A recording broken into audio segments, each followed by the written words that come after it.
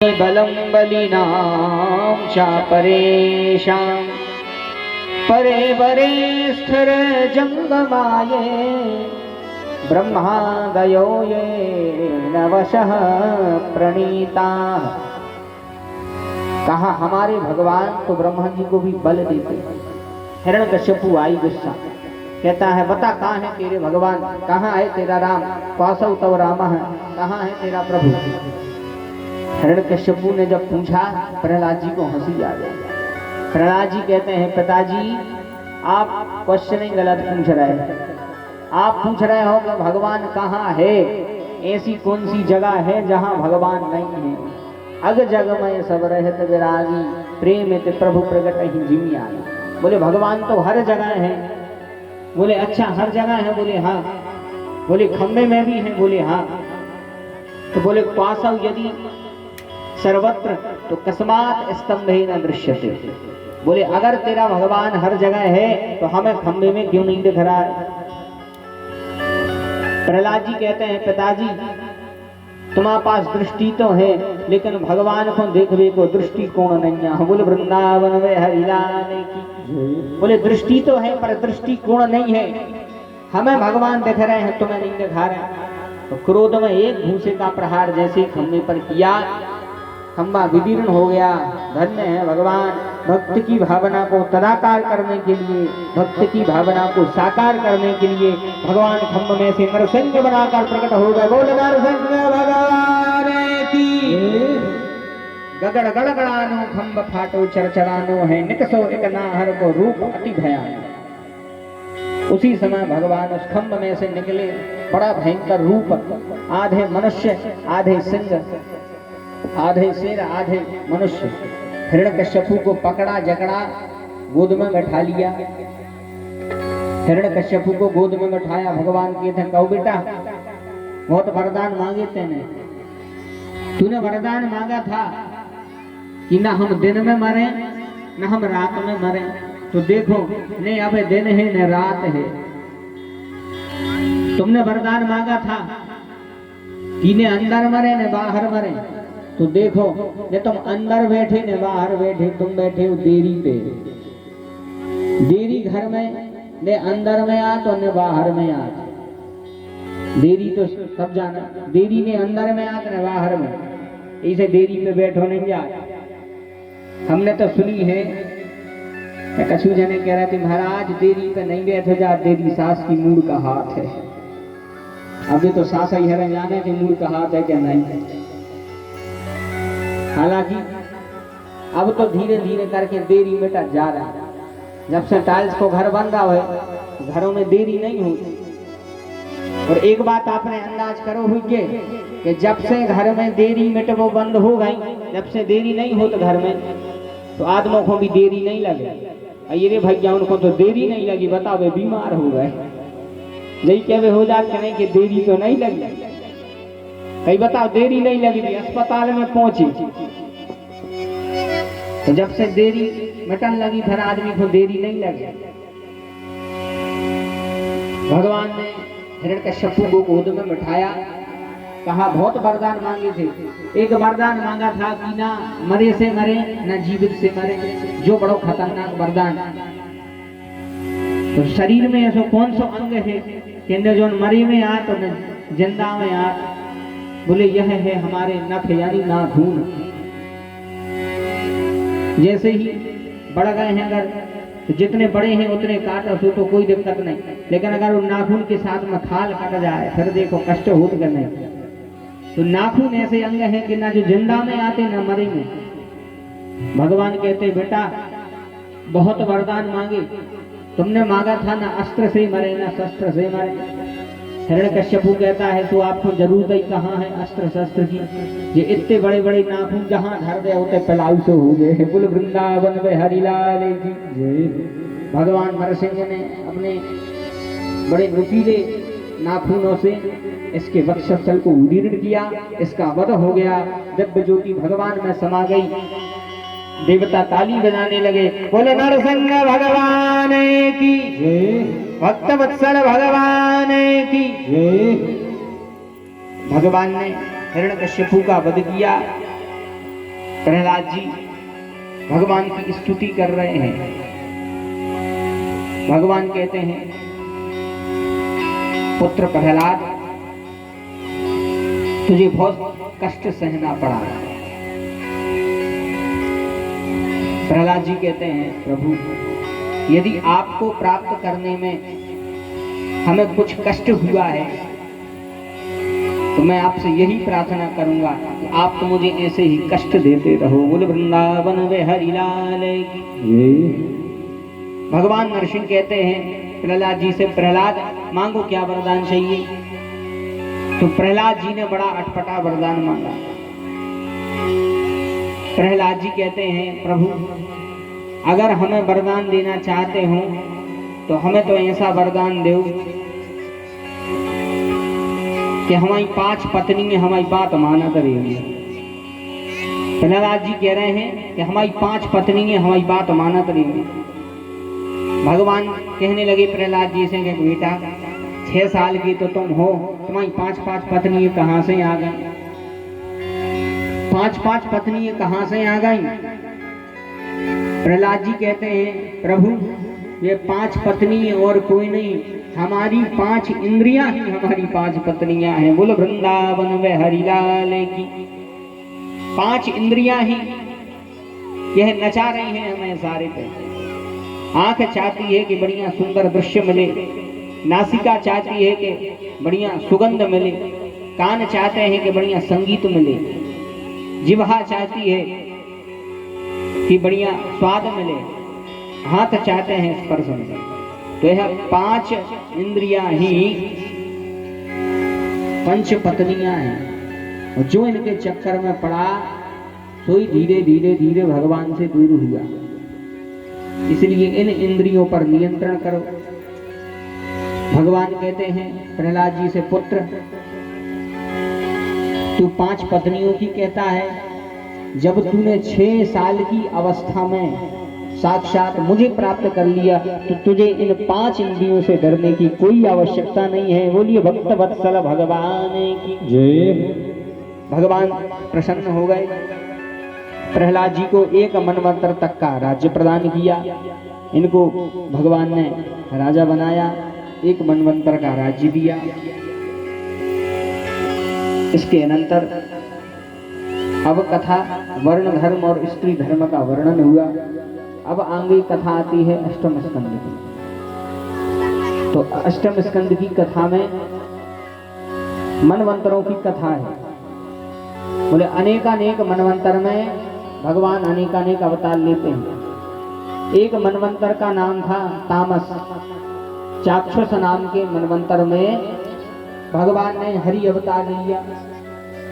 गज और ग्राह की कथा सबने सुनी होगी। आसीद गिरिवरो राजन्स त्रिकूट इति विश्रुतः क्षीरोदेनावृतः श्रीमान योजनायुतमुच्छ्रितः। बोले एक त्रिकूट नाम का पर्वत था। त्रिकूट नाम का पर्वत, देखो कथा गज और ग्राह की सभी ने सुनी होगी। एक त्रिकूट नाम का पर्वत था। एक हाथी रहता था। हाथी का नाम था गजेंद्र। हाथी का नाम था गजेंद्र। बड़ा शक्तिशाली था, बड़ा शक्तिशाली हाथी। एक दिन की बात है, अपने परिवार के साथ में सरोवर में स्नान करने के लिए गया। सरोवर में जैसे ही स्नान करने पहुंचा तो सरोवर में क्रीड़ा करने लगा। अब हाथी को यह पता नहीं था कि जिस सरोवर में स्नान कर रहा है उसमें एक ग्राह रहता है, मगर। जैसे ही स्नान करने लगा तो मगर ने हाथी का पैर पकड़ लिया। अब हाथी में अहंकार था। हाथी ने सोची अच्छा हमारा पांव पकड़ो, देख रहे। पूरी शक्ति लगा के खींचा लेकिन नहीं खींच पाया। पूरी शक्ति लगाई, मगर को बाहर किया। मगर ने फिर खींच करके ग्राह को, गज को अंदर कर दिया। दोनों में बड़ा संग्राम हुआ। और जब हाथी अकेला नहीं लड़ पाया तो पर हाथी के परिवार वाले भी लड़े, साथ में हाथी के परिवार के लड़े, खूब प्रयास किया, लेकिन हाथी अंत में नहीं निकल पाया। और जब अंत में नहीं निकला तो धीरे धीरे धीरे परिवार के संग छोड़ने लगे। देखो भैया, एक बात बतावे, हम कहते हैं कि यह हमारे परिवार के हैं, यह हमारे घर के हैं, संसार में कोई अपना नहीं है भगवान के सिवा। यदि कोई अपना है तो केवल परमात्मा है, और कोई संसार में अपना नहीं है।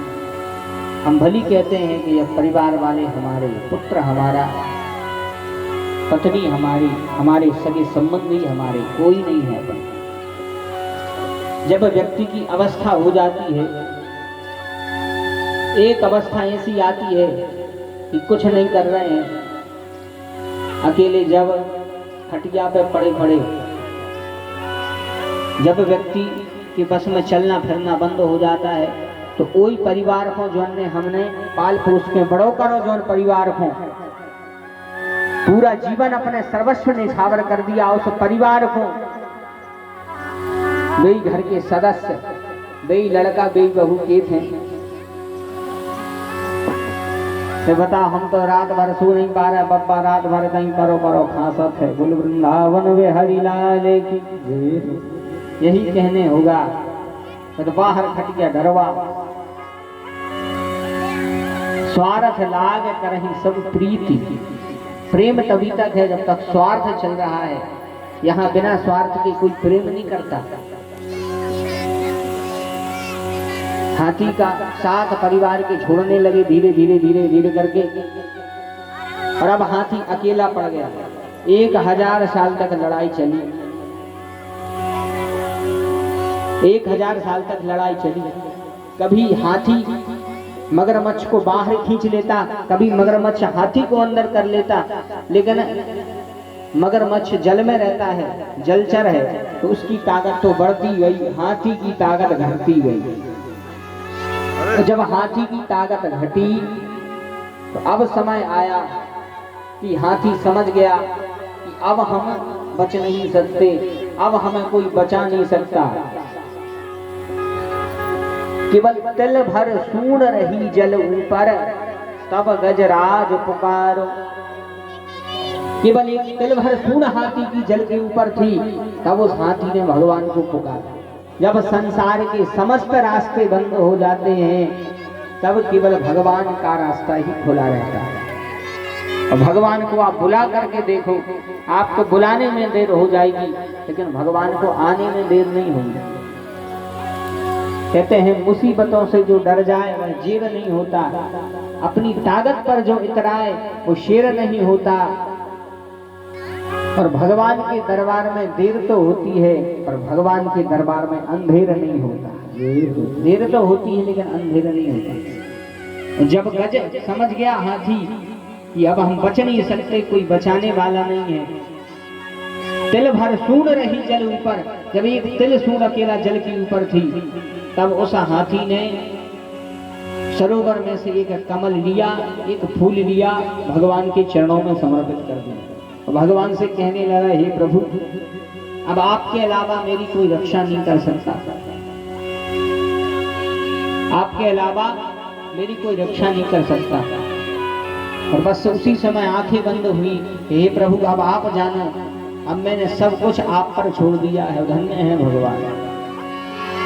अब जान लिया कि अंधेरा है, आशा छूटी उजियारे की, विपदा की इस मझधारा में सुधी आई मुरलिया वारे की।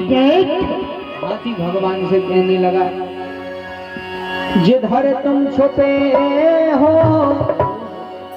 जिधर तुम छुपे हो उधर देखना है, कन्हैया तुम्हें एक नजर देखना है, कन्हैया तुम्हें नजर देखना है, कन्हैया तुम्हें एक नजर देखना है, कन्हैया तुम्हें देखना है। जिधर तुम छुपे हो, जिधर तुम छुपे हो, जिधर तुम छुपे हो, जिधर तुम छुपे हो, उधर देखना है। कन्हैया तुम्हें हो नजर देखना है।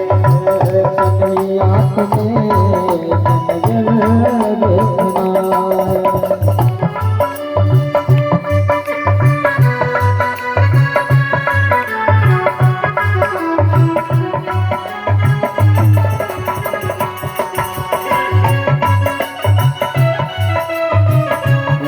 बड़े भाव से ताली बजाते हुए बोले वृंदावन बिहारी लाल की।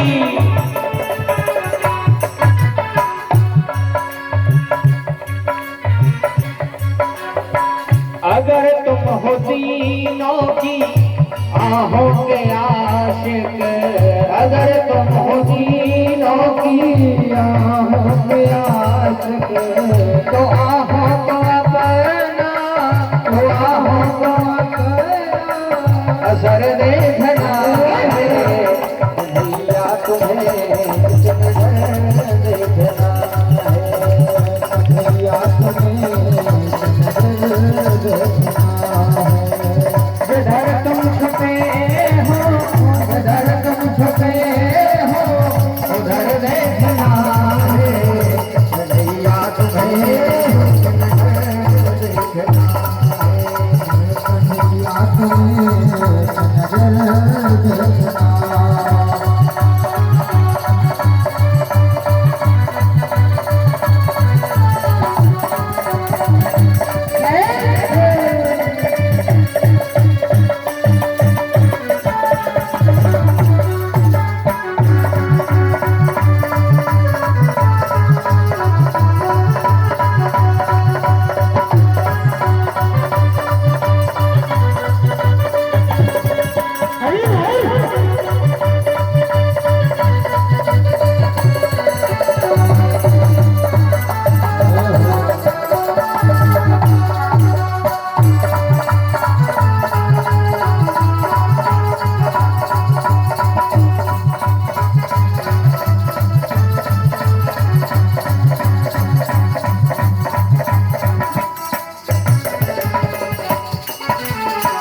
उबारा भज से कर नेगी है गज को। उबारा भज से करे गज बीज गज को। उबारा भज से कर नेगी है गज को। उबारा भज से करे गज बीज गज को। उसी हाथ का उसी हाथ का असर देखना है। कन्हैया तुम्हें नजर देखना है। कन्हैया तुम्हें नजर देखना है। जिधर तुम छुपे हो, जिधर तुम छुपे हो, उधर देखना है। कन्हैया तुम्हें नजर देखना है। कन्हैया तुम्हें देखना है। कन्हैया तुम्हें नजर देखना है। कन्हैया तुम्हें नजर देखना है। बोलिए भक्तवत्सल भगवान की जय। जैसे ही भगवान ने पुकारा, भगवान को पुकारने लगा,